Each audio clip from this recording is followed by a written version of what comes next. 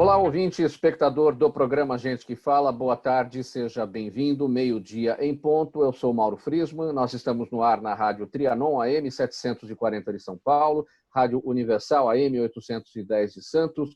Hoje é quinta-feira e por aqui mais uma edição do Gente do MPD que Fala. É uma parceria nossa com o movimento do Ministério Público Democrático e o apoio da CBDL, a Câmara Brasileira de Diagnóstico Laboratorial. A gente fechando a nossa bancada, o Dr. Leandro Figueira, médico, diretor comercial da Aliar Médicos à Frente e atual vice-presidente do Conselho de Administração da Abramed. Seja bem-vindo, Dr. Leandro. Falando de Santos, não é isso? Falando de Santos, no interior de São Paulo, no litoral de São Paulo, para mim é um prazer, Mauro, agradeço o convite e poder esclarecer um pouco para a sociedade sobre os benefícios e o que efetivamente nós podemos fazer e torcer para que tenhamos um resultado melhor aí nesse período de pandemia. Obrigado pelo convite, para mim é um imenso prazer. E aqui o nosso primeiro assunto de hoje, para análise e para o debate dos nossos entrevistados, sob o título A Carteirada do Meritíssimo, a advogada doutora Eliana Calmon, também ministra aposentada do Superior Tribunal de Justiça e ex-corregedora nacional de Justiça, publicou um artigo no qual afirma que possivelmente nada acontecerá com o autoritário magistrado que rasgou a multa e humilhou um guarda municipal em Santos, pois está protegido por uma vetusta legislação, a Lei Orgânica da Magistratura Nacional, nascida em pleno governo militar. A advogada doutora Eliana usou esse termo vetusta legislação. Vetusta significa antiga, obsoleta. E, muito bem, o artigo 42 da Lei Orgânica da Magistratura Nacional prevê como penas disciplinares aos magistrados advertência, censura, remoção compulsória, disponibilidade, aposentadoria compulsória e demissão. Doutor Leandro, quero ouvir a sua avaliação a respeito disso. Você mora em Santos, né? E esse episódio ocorreu aí na sua cidade? Eu estou passando aqui um período, Mauro, mas o que está acontecendo é reflexo do que a nossa sociedade permite ainda, como sociedade, né? Nós estamos, esse tipo de situação, ela só acontece porque nós, brasileiros, vivemos calados durante muito tempo diante desse tipo de situação que, como a própria doutora Melissa disse, é circular. O país passa por alguns movimentos e poucas vezes nós nos rebelamos. Você vê que, por exemplo, hoje o judiciário, um termo que recentemente eu acabei lendo, ele atua de forma supraconstitucional quando abre um inquérito que vai fazer a investigação, que era de responsabilidade do Ministério Público. Então, nós estamos passando por um momento que eu acredito de discussão, mas não de mudança, porque as leis orgânicas da magistratura são extremamente favoráveis para quem delas se utiliza, e provavelmente o país teria que comprar uma grande briga para que isso efetivamente mudasse. Eu, como cidadão, tenho vergonha, como cidadão da cidade, tenho vergonha dos quadros que ainda muitas vezes nós cruzamos aqui pelas ruas. Agora sim, mais um assunto aqui para a nossa análise, nesta edição do Gente do MPD que Fala, parceria nossa com o movimento do Ministério Público Democrático e o apoio da Câmara Brasileira de Diagnóstico Laboratorial.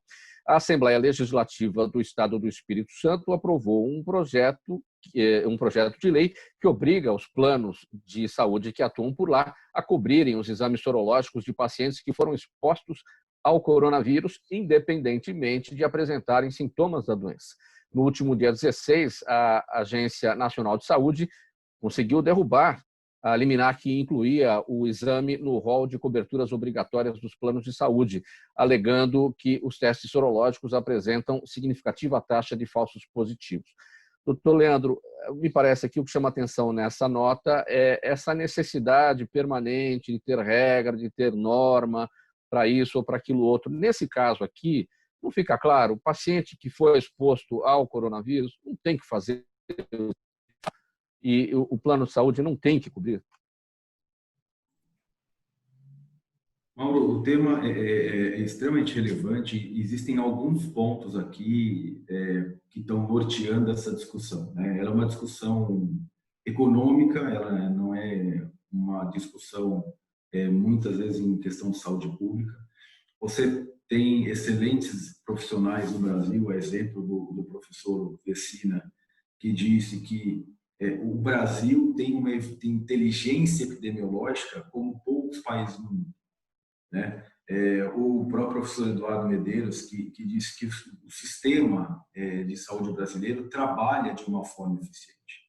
Então, existem alguns pontos para que a gente chegue efetivamente na discussão da cobertura para os exames sorológicos para coronavírus, né? Nós tivemos uma crise no país durante a pandemia que não foi uma crise de acesso, foi uma crise de disponibilidade. Ou seja, as pessoas não tinham como buscar o seu sistema, o acesso ao sistema de saúde. Por outro lado, se você não busca, você não tem dados de exposição de forma controlada, como nós vamos utilizar toda essa inteligência epidemiológica sem dados, sem testes? Por um lado, é importante que o Brasil tenha disponibilidade de fazer esse monitoramento, esses estudos, mas muito está se falando, por exemplo, em imunidade de rebanho, para que um novo normal surja, né? Afinal de contas, nós não teremos a sociedade como era há alguns meses atrás. E como definir uma imunidade de rebanho se você não tem a testagem, se você vai fazer dados de análise às cegas? Então, você passa por uma questão muito financeira e a grande discussão da testagem, ela vem muito mais dos planos de saúde, efetivamente, do que das sociedades científicas ou do próprio Ministério da Saúde. Então, quando você deixa de fazer 130 milhões de exames, que é o que a Abramed tem estimado como exames que deixaram de ser feitos na época da pandemia. É um volume muito grande de pessoas que deixaram de ser assistidas na sua integralidade, independente ou não da doença. O coronavírus é uma doença pandêmica que assolou o mundo, né? E hoje você tem um grupo que tem discutido financeiramente isso. Quando você vai levar para o lado de valores, por exemplo, eu vou concluir a minha ideia daqui a pouco, teve uma economia prevista de 6 bilhões de reais em exames que deixaram de ser feitos.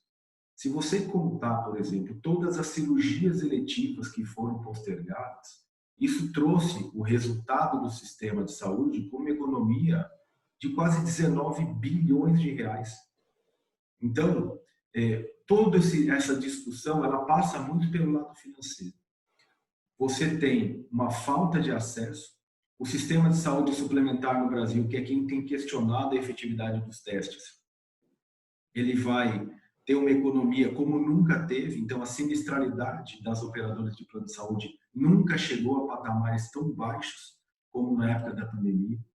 Estima-se que se um quarto da população fizesse os exames pelos levantamentos realizados pela própria Abramed, o impacto seria de 1,3% na sinistralidade. Então, para uma sinistralidade que nunca chegou a patamares tão baixos, repito. Como vamos sair disso? A ideia aqui é simplesmente trazer toda essa inteligência epidemiológica que o Brasil tem, fazer os testes na população, mas esses testes precisam ser acompanhados de uma inteligência de análise e de um monitoramento. Por quê? Quando você não aplica os testes no momento correto, a discussão sobre testes falso-positivos ou falso-negativos se amplia. Então, a sociedade precisa seguir recomendações e critérios técnicos.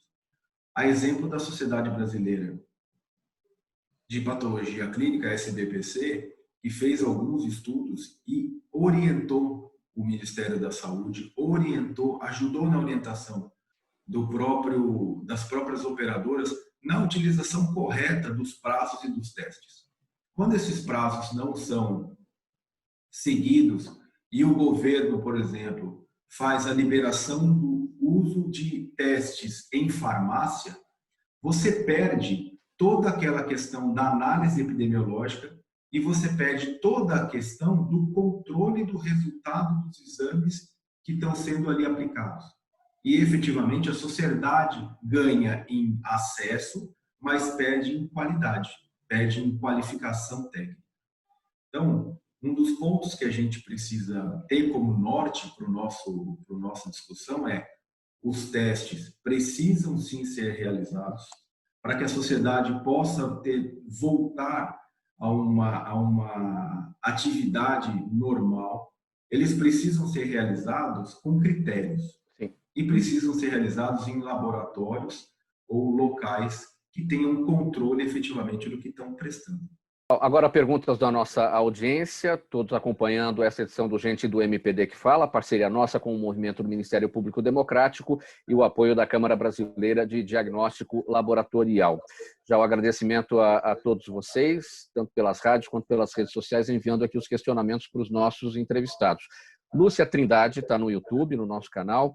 Doutor Leandro, ela pergunta: é possível ter uma dimensão real da pandemia nos lugares com baixa testagem, como, por exemplo, Minas Gerais? Boa tarde. É possível, sim. Os dados, eles precisam... Quando você consegue ter uma testagem mínima numa população, os epidemiologistas conseguem fazer as projeções que são necessárias para o controle da população como um todo. A questão é, nós não estamos conseguindo levar para a população como um todo, seja os 25% de acesso à saúde suplementar, seja os 75% de acesso ao SUS, a quantidade suficiente de dados epidemiológicos para tratar essa pandemia. É uma questão de tempo. O estado de Minas Gerais ele está passando por um processo agora porque ele antecipou de forma, no nosso entendimento, talvez equivocada, a antecipação do fechamento do comércio, da antecipação da quarentena. Então, agora, por exemplo, o Belo Horizonte abriu o hospital de campanha e deve ter dados epidemiológicos para tratar a população como um todo num curto espaço de tempo. Doutor Leandro, 10 segundos para a sua despedida. Queria deixar um recado para a sociedade. A sociedade precisa exigir que o requisito constitucional da saúde seja manifestado. Testar a população de forma segura é um requisito importantíssimo para que a gente possa sair dessa pandemia mais seguros.